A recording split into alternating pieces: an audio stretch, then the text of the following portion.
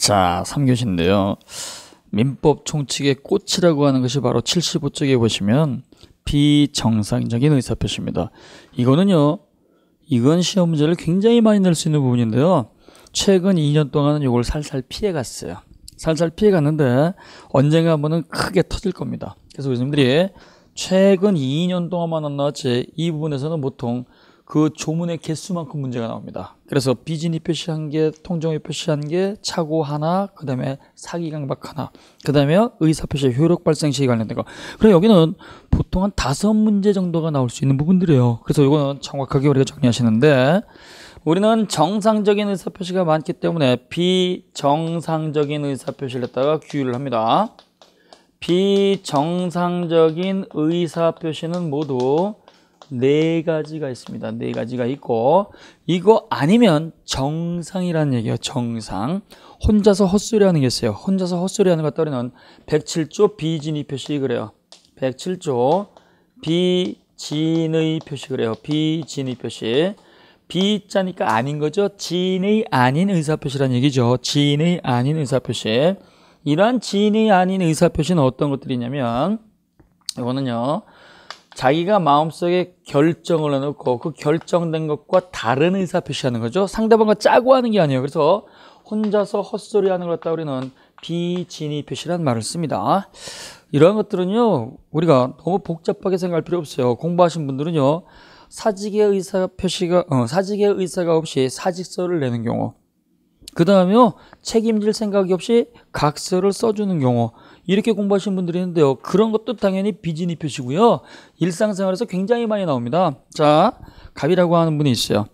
점심 식사를 해야 됩니다. 근데요, 일이 조금 늦어져가지고 점심시간이 늦어졌어요. 근데요, 늦게라도 점심을 했다가 먹기 위해 가지고 계단을 했다 이렇게 내려가거나 엘리베이터를 타야 되는데요. 평상시 자기랑 별로 친하지 않은 을과 마주쳤습니다. 그랬더니 을이 뭐라고 하느냐? 식사 안 하셨어요? 식사 못 하셨나 보네? 나도 늦어졌는데 같이 먹으러 갈까요? 그러면 그 사람하고 이렇게 별로 친하지 않으니까 같이 먹다 체하겠죠? 그러니까 먹지도 않았는데, 안 먹을 알면서 먹었는데요? 이렇게 얘기한 거예요. 그러면 자기가 결정한 것하고 다른 의사 표시한 거죠? 근데 그 인간이 내 옆에서 떨어지질 않아요. 그럼 어떻게 돼요? 먹었는데요? 그러니까 굶어야 되겠죠. 그죠? 그래서 우리가 이 비진의 표시라고 하는 건요, 자기가 마음속에 결정해놓고 딴소리 하는 걸 갖다가 전부 다 우리는 비진의 표시라는 말을 씁니다. 갑이라고 한 사람이 건물 하나 갖고 있어요. 을이라고 한 사람이 뭐라고 하느냐? 야, 그 건물 나한테 좀 빌려주면 안 되겠냐? 목이 좋아가지고 유동인구가 많으니까 건물을 또 빌려주면 내가 월세를 또 지급하고 상가로서 운영 좀 해볼게. 근데 별로 안 좋아요. 근데요, 힘이 나보다 세. 두들겨 맞을 것 같으니까 너한테 빌려줄게 해놓고 너한테 안 빌려줘. 이렇게 결정하는 경우 있죠. 그래서 마음속에 결정해놓고 딴소리 하는 건 전부 다 우리는 비진의 표시라는 말을 쓰는 거예요. 마음속에 결정을 해놓고 다른 의사를 냈다가 표시하는 걸 전부 다 뭐라고 한다? 비진의 표시. 그러니까 이러한 비진의 표시는요, 시키지도 않았는데 자기가 결정한 것과 다른 의사를 다 표시했으니까 표시한 대로 책임져야 된다, 안 져야 된다? 져야 된다. 각서를 써주면 각서대로 책임지는 거. 사직서를 냈다 그러면 나가는 거. 그 다음에요, 먹었다 그러면 계속 굶어야 되는 거. 이게 전부 다 표시가 된 대로 책임을 져야 되는 거예요. 그래서 비진의 표시는요, 조문을 갖다가 한번 확인하시는데요. 자, 비진의 표시 76쪽에 보면 제3절 진이 아닌 의사표시 비진의 표시, 조문이 굉장히 중요합니다. 그래서 시간이 나시면은요, 이 조문은 정확하게 기억하시는 게 좋습니다. 자, 그래서 107조 조문을 보면 동글맹이 2일정 1항이죠. 표의자가 진의 아님을 알고 한 것이라도 그 효력이 있다. 이거는 뭐요? 알고 저질렀으니까 표시한 대로 책임지는 거예요. 그 효력이 있다고 가르쳐주시고 유효 이렇게 쓰는 거죠. 유효. 원칙이 유효입니다. 그러나 이렇게 돼 있죠. 이걸 우리는 단서라고 읽는 거예요. 단서. 107조 1항 단서죠. 상대방이 표의자의 지인이 아님을 알았거나 알 수 있었을 때에는 무효이다. 표시가 된 게 효력이 없다는 얘기죠. 각서도 효력이 없고, 그 다음에요, 팔겠다는 것도 효력이 없으니까 표시되지 않은 의사대로 효력이 되는 거예요. 그래서 비진의 표시는 혼자서 헛소리 했으니까 헛소리 한 대로 책임지는 게 원칙이에요. 따라서 책임지는 거 유효가 원칙이 되고, 유효는 뭐예요? 말한 대로 표시한 대로 책임지는 거죠. 예외적으로 비진의 표시가 무효가 되는데, 어떠한 경우에 무효가 되느냐? 무효가 되면요, 표시가 된 건 효력이 없고 감춰진 의사가 유효한 거죠. 상대방이 알았거나 알 수 있을 때.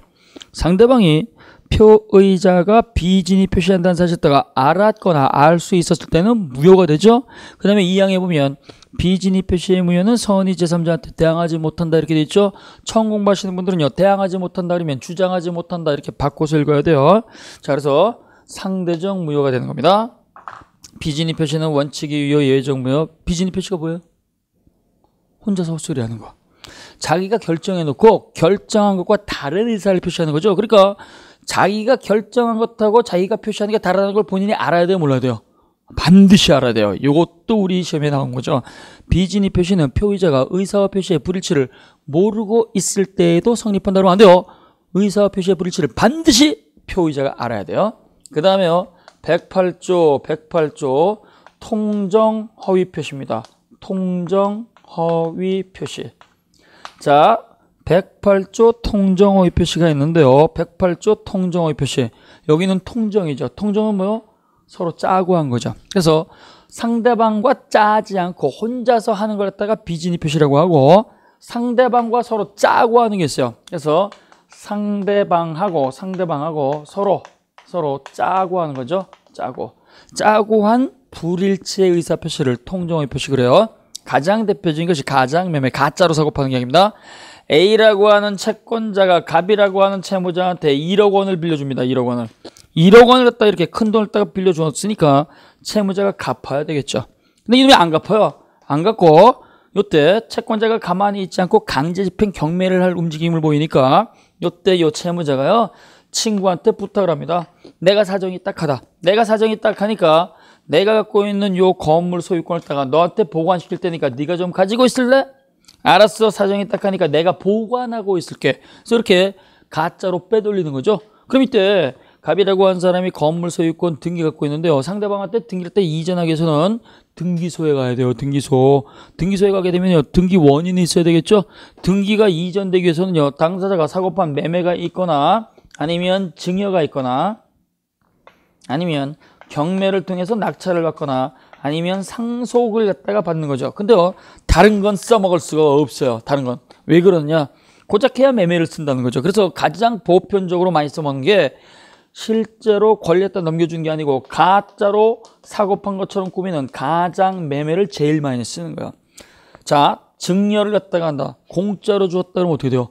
증여받은 사람, 요걸 갖다 우리는 수증자 그래요. 증여받은 사람은 공짜로 얻었으니까 노력의 대가가 없죠. 그러니까 세금이 많이 나오겠죠. 그래서 세금이 많이 나와서 증여세가 많이 나와요. 그러니까 경매를 피할 목적으로 세금을 갖다가 왕창 뜯기는 건 원하지 않겠죠. 그러니까 증여를 갖다가 써먹을 수가 없어요. 그 다음에 경매는 저당권 실행이 있어야 되는데 저당권 없죠. 그래서 경매하는 것도 불가능한 거예요. 그 다음에 상속을 하기 위해서는요, 얘가 돈 때문에 계속 죽어버려야 되는데 죽는 건 좀 그렇죠. 그러니까 고작 해야 뭘 쓰느냐, 써먹을 수 있는 게 가장매매밖에 없다는 얘기예요. 가장매매.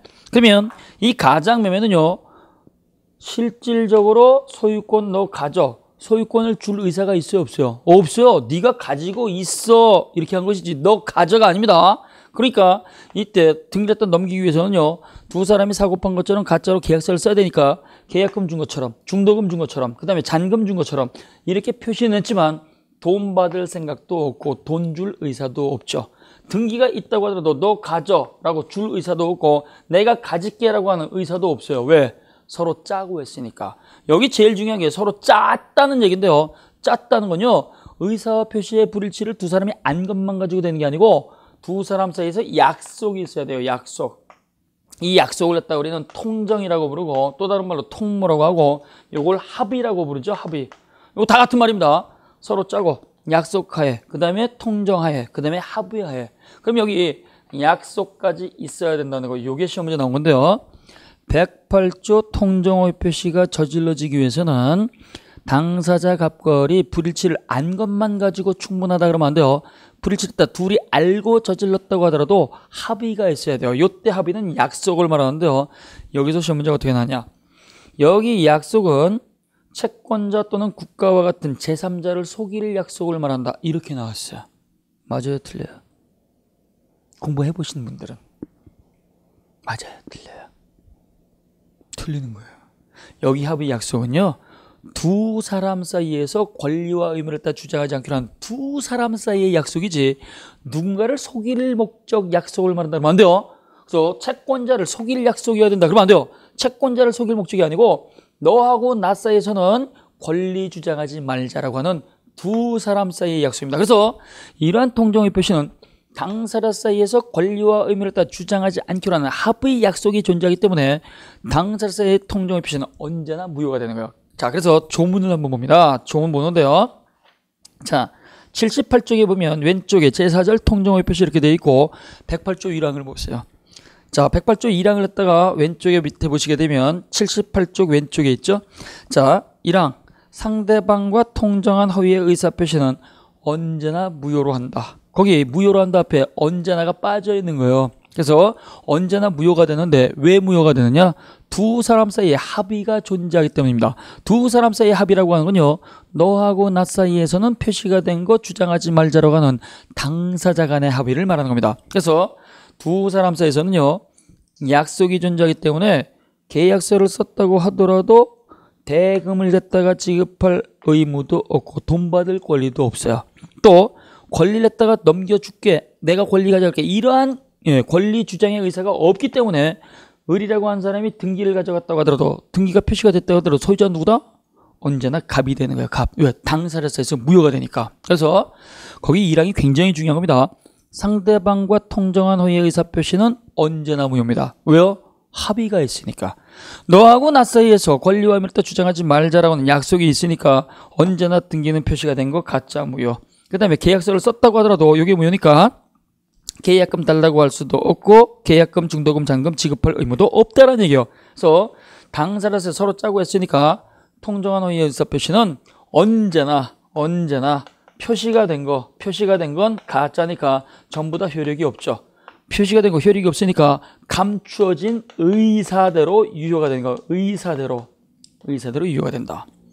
자, 2항에 보면 통정의 표시의 무효를 가지고 역시 그 사실을 모르는 선의 제3자한테 주장하지 못한다, 대항하지 못한다 이렇게 돼 있죠. 공통조문이에요. 자, 그 다음에 108조가 있습니다. 109조. 109조 착오에 의한 의사표시 이렇게 있어요. 착오는 뭐죠? 모르고 한 거예요. 모르고 한 거. 뭐 두렵게 우리 생각하지 마시고, 착오에 의한 의사표시는요, 내가 생각한 것하고 실제 표시된 요 현실 사실이 다르다는 거죠. 이걸 갖다가 의사와 표시의 불일치 그래요. 그래서 내가 생각한 것하고 실제 사실이 다르다는 거, 내가 생각한 것하고 실제 사실이 다른 거, 요걸 우리는 불일치 그래요. 그래서 의사와 요 표시의 불일치, 내가 생각한 것하고 실제 사실이 다르다는 걸 갖다가 모르고 한 거죠. 모르고 한 걸 갖다가 우리는 착오, 또 다른 말로 착각 그러는 거예요. 착각. 우리 선생님들이 물건을 샀습니다. 내가 이걸 갖다가 사서 내가 필요하다고 생각을 했는데요, 그걸 보니까 한 달 전에 사놓은 걸 까맣게 잊어버리고 모르고 샀어요. 그러면 사는 게 의미가 없죠. 그래서 모르고 한 걸 갖다가 이건 우리는 착오라는 말을 씁니다. 그래서 우리는 모르고가 나오면 전부 다 착오로 가요. 그래서 착오는요, 무조건 취소하는 게 아니고 요건을 갖춰야 돼요. 모르고 저질렀을 때는요, 취소할 수 있는 법률 행위가 되는 겁니다. 취소할 수 있는 거.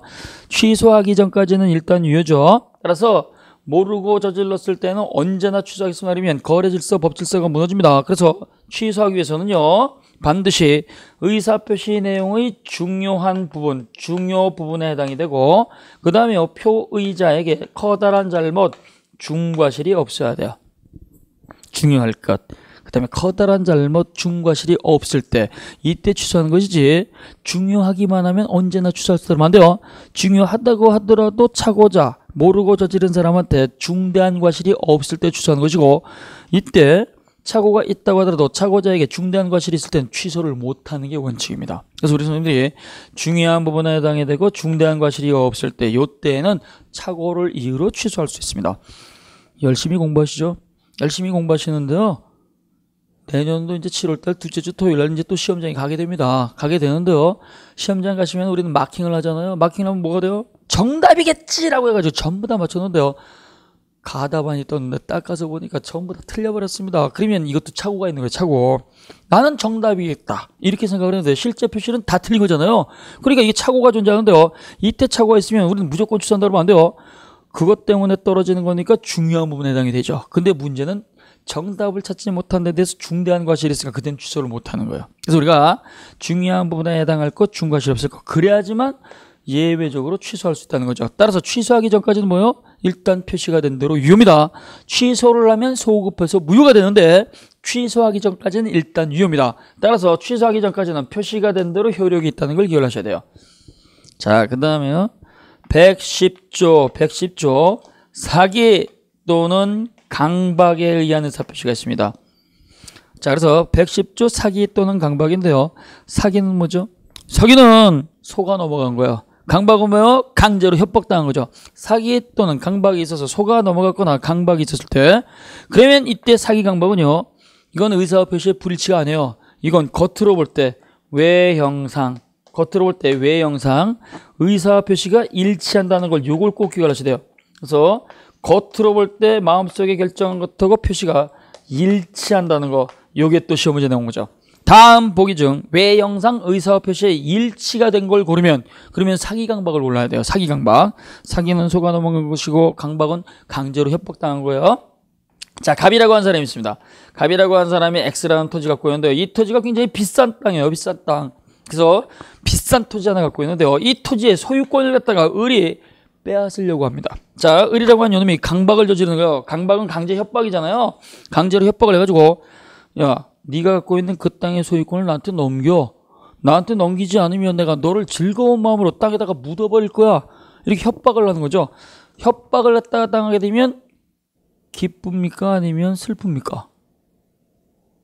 기쁜 것도 아니고 슬픈 것도 아니고 두려움 느끼는 거죠. 누군가가 와가지고, 야, 너 내가 말한 대로 소유권 넘기지 않으면 너를 갖다가 너를 죽여버릴 거야. 그러면 이걸 기뻐하는 사람은 전혀 없어요. 근데 이때 요 갑이라고 한 사람이, 요 사람이 강박에 못 이겨가지고 두려움을 느낍니다. 두려움을 느껴가지고 그 소유권 포기하고 나한테 준다라고 증여 계약서 하나 써. 해가지고 두려움을 갖다 느껴가지고 죽으면 안 되겠다. 죽으면 안 되겠다. 내가 이걸 공짜로 넘겨주고 살아야 되겠다. 해가지고 증여를 갖다가 결정을 합니다. 공짜로 주겠다. 소유권 포기를 결정을 하죠.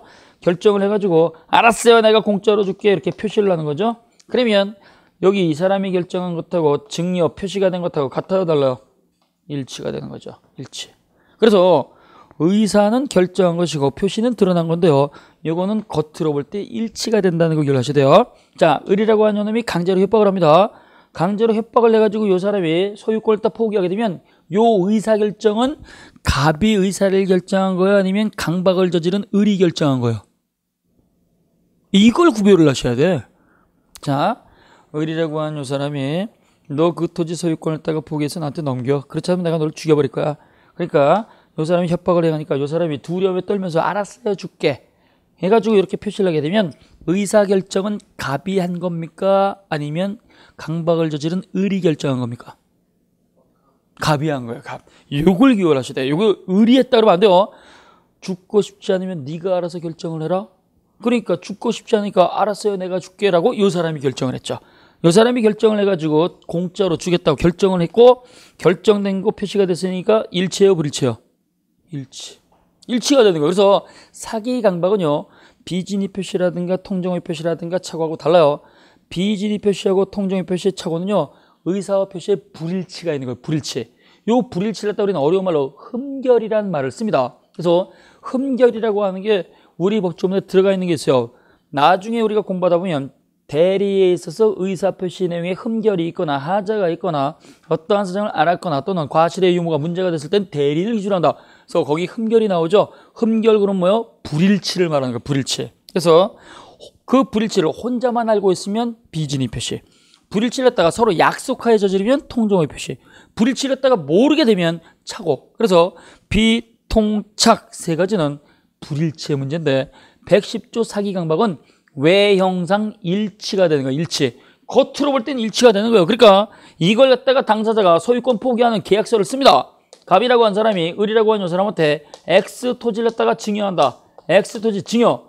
이렇게 써버리게 되면 이때는요, 우리 같은 사람이 봤을 때는요, 공짜로 주기로 결정을 했나 보네. 표시가 됐네. 우리가 볼 때는 일치가 되는 거죠. 뭐가 잘못된 거예요?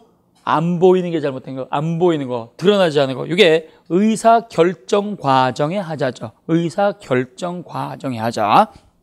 자, 그러면 질문 한번 해볼게요. 자, 강제로 협박을 내가지고 재산을 강탈하거나 사기를 쳐가지고 재산을 가로채는 거. 이거 사회질서 위반 반사회질서에 해당이 됩니까 안 됩니까? 사기를 쳐가지고요 그 사람의 재산을 강탈하는 거, 협박을 냈다 저질러가지고 그 사람의 재산을 갖다가 강탈하는 거, 강제로 협박해가지고 재산 빼는 거 반사회질서에 해당이 돼야 안 돼요? 이런 게 바로 이런 걸 우리가 좀 알고 계셔야 돼요. 자, 이건 반사회질서 103조 위반 아닙니다. 반사회질서 아니에요. 사회질서 위반이 아니에요. 사회질서 위반은요 103조 반사질서는요 쌍방불법이어야 돼요. 쌍방불법. 여기는요 요 놈이 사기를 쳤던 요 놈이 협박을 했다 저질렀던 사기당한 사람, 협박을 당한 사람은 불법을 저지른 자가 아니죠. 그러니까 여기는 103조 반사질서가 적용이 된다 안 된다? 안 된다. 그래서 공부하신 경험 있는 분들은요 국가가 위헌적 공권력을 행사를 해가지고 그 공권력 행사에 두려움을 느낀 국민이 자신의 재산을 갖다가 소유권 포기하고 국가에다가 헌납한 거, 증여한 경우에 반사회질서가 적용이 된다 안 된다? 안 된다. 왜?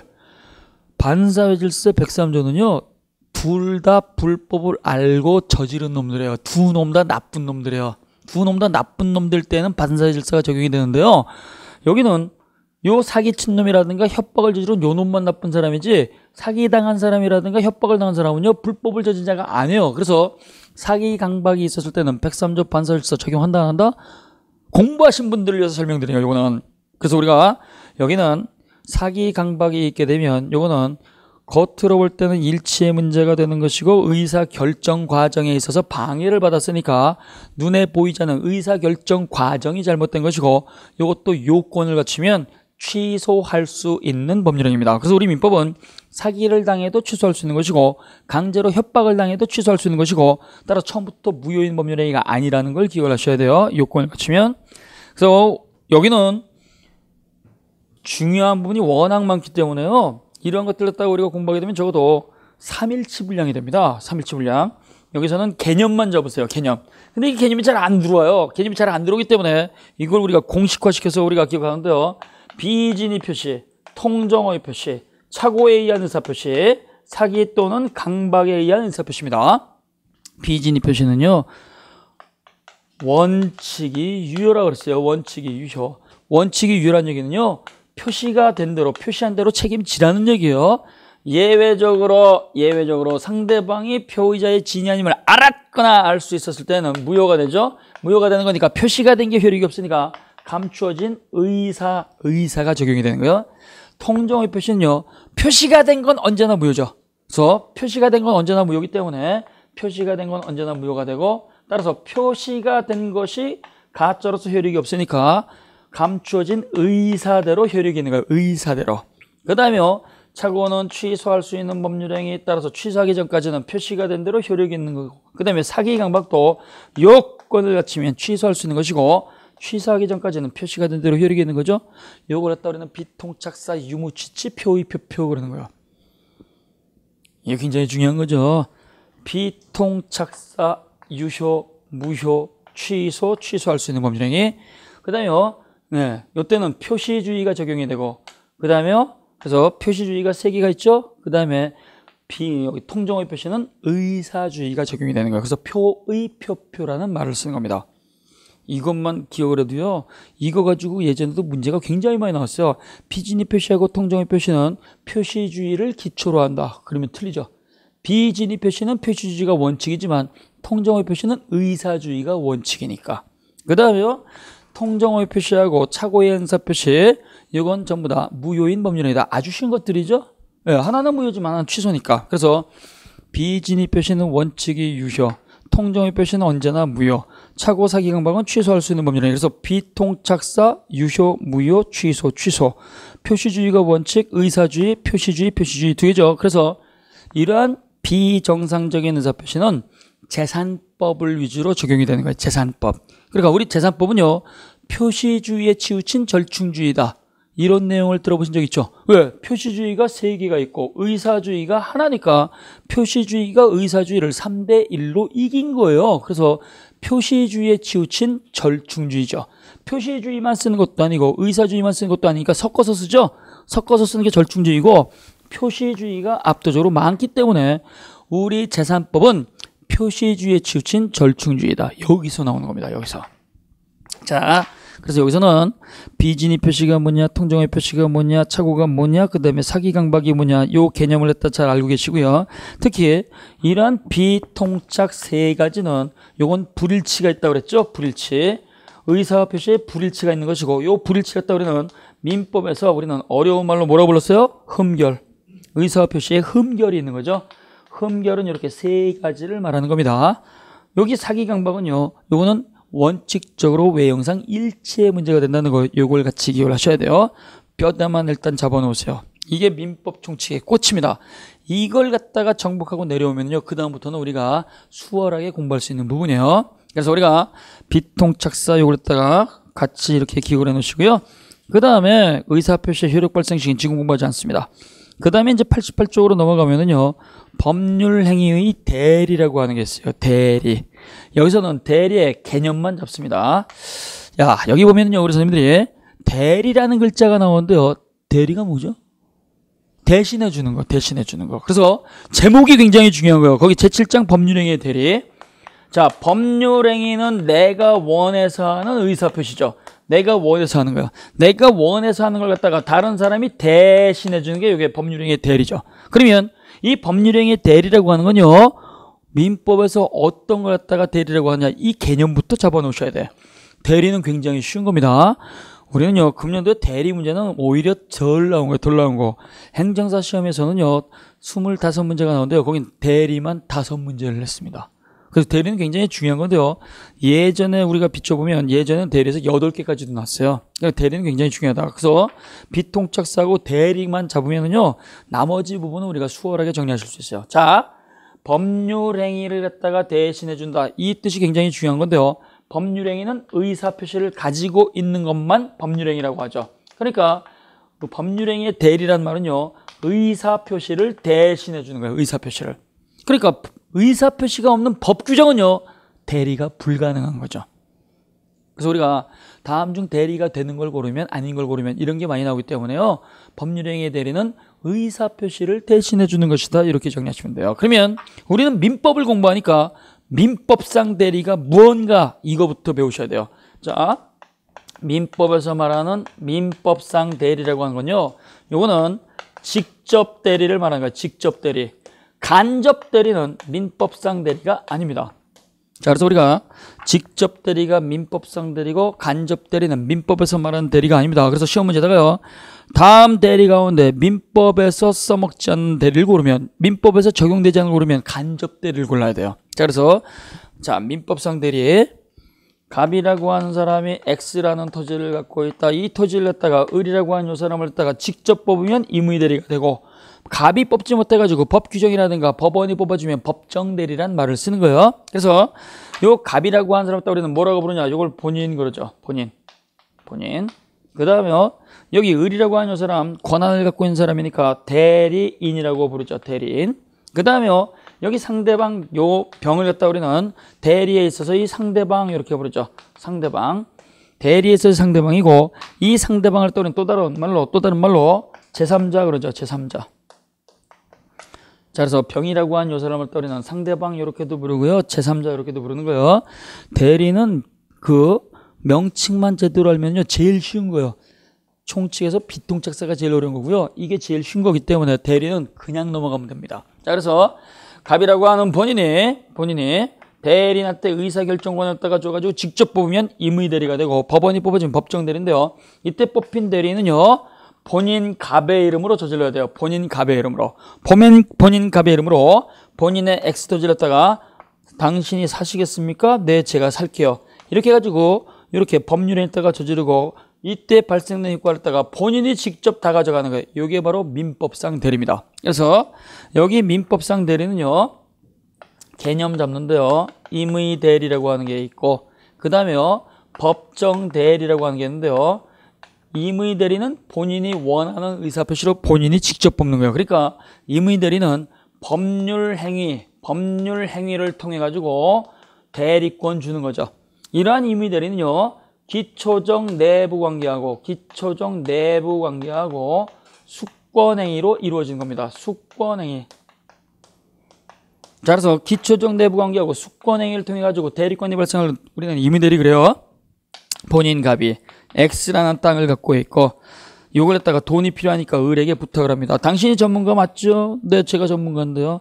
내가 요 토지를 갖다가 팔 수 있는 대리권 요것 좀 제가 부탁을 하러 왔습니다. 저를 대신해서 팔아주시겠습니까? 부탁하죠? 요걸 청약 그래요. 청약. 그러면 이때 을이라고 하는 사람은요, 부탁을 받았을 때 무조건 대신해 줄 의무 있어요, 없어요? 의무 없어요.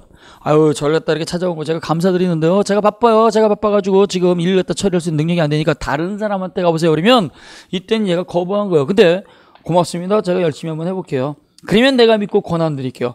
요렇게 주는 걸 따르는 임의대리라는 말을 쓰는 거예요. 그러면 여기 기초적 내부관계가 뭐냐? 기초적 내부관계는요, 부탁 청약을 하고 네, 열심히 해볼게요 라고 승낙하는 거. 요 관계를 갖다가 기초적 내부관계 그런 거예요. 요걸 기초적 내부관계, 또 다른 말로 원인관계 이렇게 부릅니다. 그래서 기초적 내부관계. 그러면 나 좀 대신해 주시겠습니까? 부탁을 했고 네, 제가 당신을 대신해 드리겠습니다. 이렇게 승낙만 하게 되면 대리권 발생이 됩니까? 안 됩니까? 나 좀 대신해 줄래요? 네, 대신해 드릴게요. 그럼 대리권 있어요? 없어요? 대리권 없어요. 어디까지나 대신해 줄래요? 부탁을 했고 내 대신해 드릴게요. 승낙만 했지. 그럼 내가 권한 줄게. 권한 줄게라는 말이 없죠. 요걸 갖다가 우리는 수권행위라는 말을 쓰는 거예요. 그래서 우리가 기초적 내부관계하고 수권행위는요, 요것이 성질이 완전히 달라요. 이건 구별이 되는 거예요.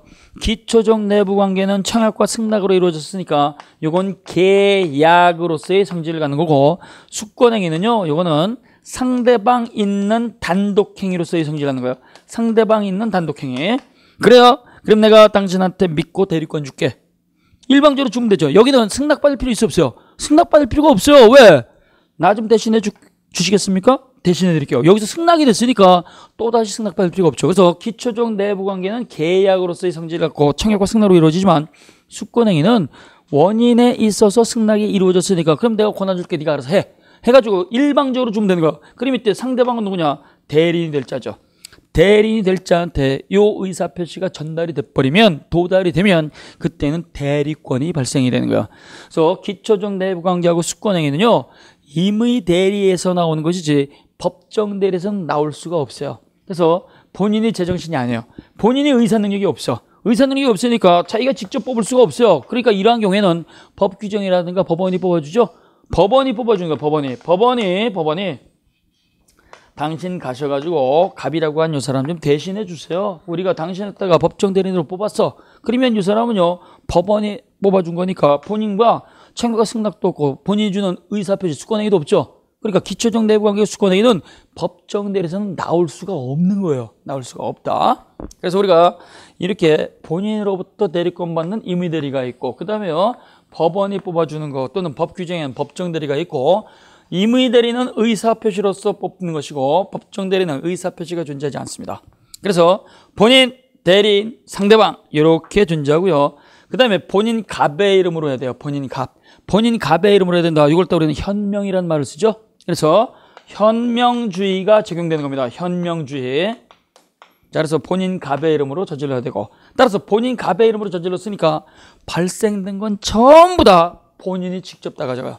발생된 건 이득이 됐든 아니면 손해가 됐든 불이익이 됐든 유효가 됐든 무효가 됐든 취소가 됐든 하자가 됐든 해자가 됐든 전부 다 본인이 다 가져갑니다. 그래서 대리인이 상대방한테 사기를 당했다, 상대방으로부터 협박을 당했다, 취소권이 발생이 돼도 대리인이 취소하는 게 아니고요, 본인 갑이 다 가져가는 거예요. 본인 갑이. 그래서 대리인이 상대방한테 사기 또는 강박을 당했다. 그러면 취소권이 발생이 되는데 취소는 누가 한다? 대리인이 한다면 안 돼요.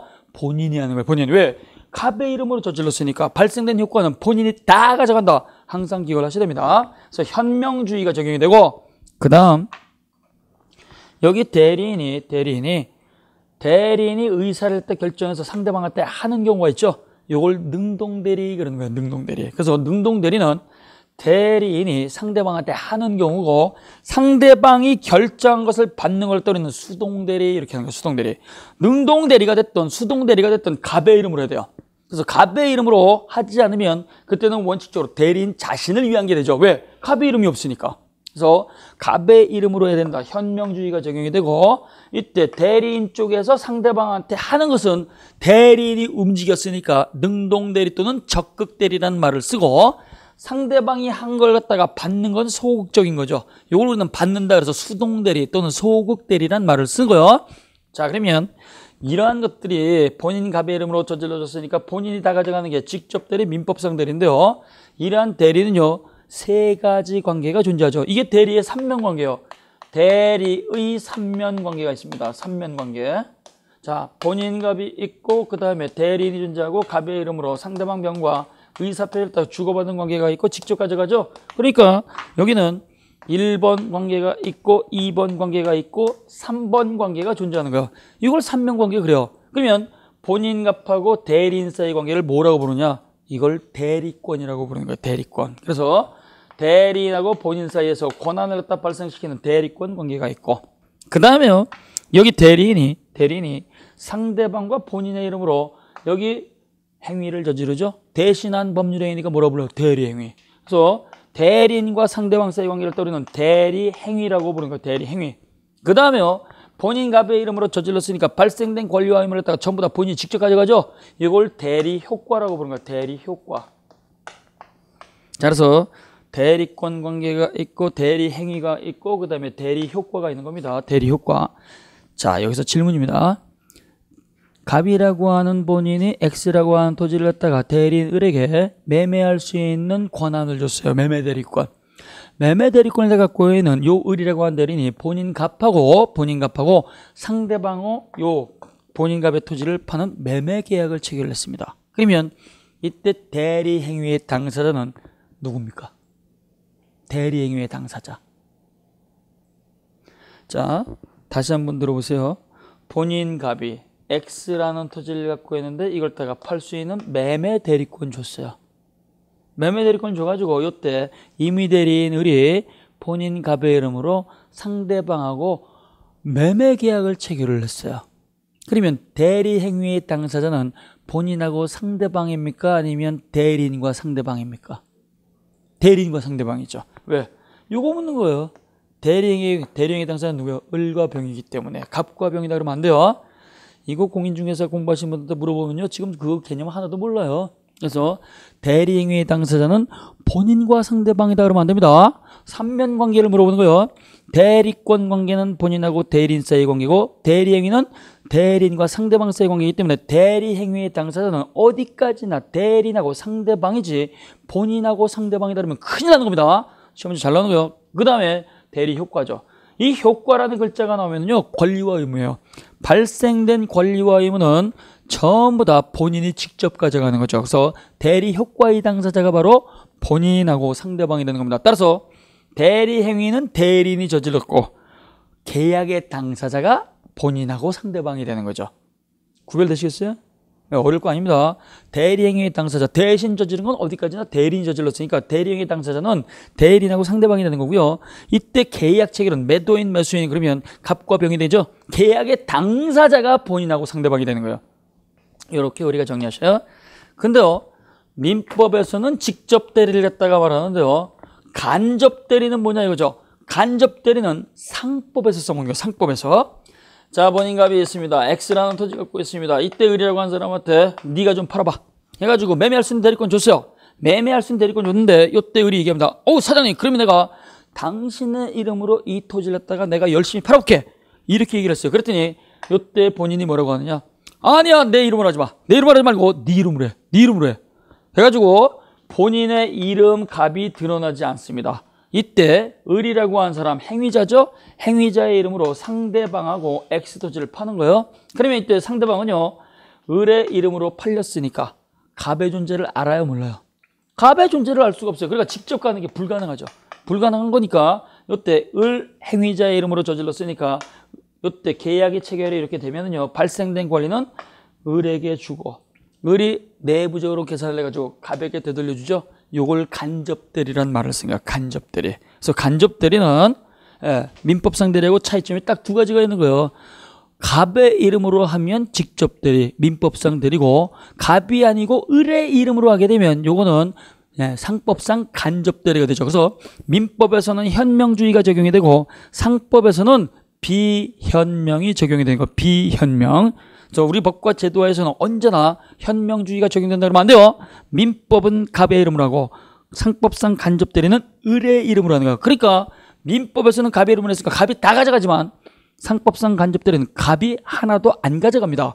행위자 을이 가져가는 거죠. 그러니까 을이 받아가지고 되돌려주는 거니까 간접이라는 말을 쓰니까 간접. 자, 그래서 민법상 대리는 직접 대리다. 그 다음에요, 상법상 대리는 간접 대리 비현명이 적용되는 거예요. 비현명. 여기까지만 일단 기억을 해놓으세요. 그래서 대리는 나중에 우리 선생님들이 가장 어려워하는 것이 바로 무권 대리죠. 무권 대리는요, 거저 먹는 거예요. 그거는 어려울 거 하나도 없어요.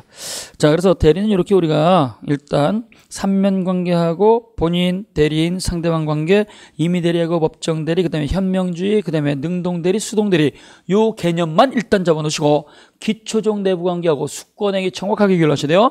기초적 내부 관계, 수권행위 같아요, 달라요? 전혀 다른 거예요. 기초적 내부 관계는 부탁하는 거예요. 나 좀 대신해 줄래? 대신해 드릴게요.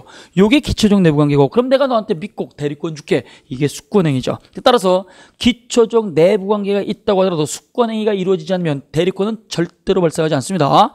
기초적 내부 관계하고 수권행위는 동시에 이루어집니까? 따로따로 이루어집니까? 기초적 내부 관계하고 수권행위 동시에 일어날까요? 따로따로 일어날까요? 동시도 가능하고 따로따로 이루어지는 것도 상관이 없습니다. 자, 갑이라고 한 사람이 을을 불러냈어요.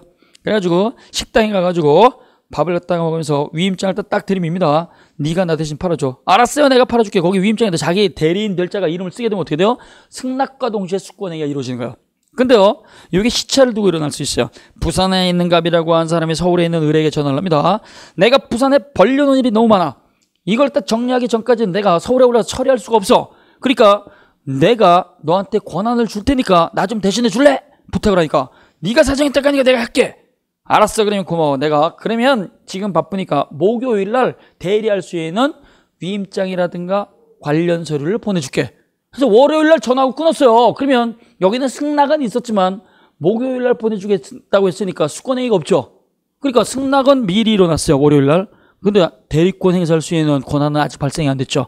그랬는데 목요일 날 보내주기로 한 요 인간이 수요일 날 전화를 해가지고 친구야 고마워. 그때 네가 승낙을 해가지고 내가 마음에 굉장히 위안을 얻다고 그러는데 마침 내가 저지른 일을 갖다가 오늘 다 끝냈다. 그래서 내가 직접 할 때니까 너는 그냥 쉬고 있어. 이렇게 전화가 오게 되면은요, 기초적 내부 관계는 월요일날 저질렀지만 수권행위는 일어나지 않았죠. 그러니까 을에게는 대리권이 있다 없다? 없다.